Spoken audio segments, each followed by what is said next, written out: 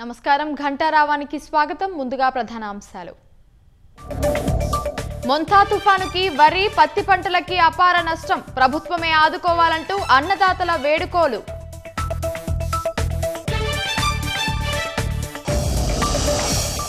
కన్నీటి ముసుగులో గెలవాలని బీఆర్ఎస్ చూస్తోందన్న సీఎం, అభివృద్ధికి మోకాలడ్డే వారికి ఓటుతో బుద్ధి చెప్పాలన్న రేవంత్ రెడ్డి.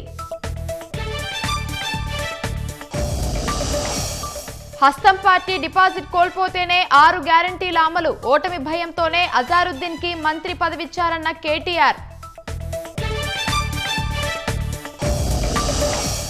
ప్రపంచం దృష్టిని ఆకర్షించేలా ప్రజాపాలన వేడుకలు, భవిష్యత్ తెలంగాణ కళ్లకు కట్టాలన్న భట్టి విక్రమార్క.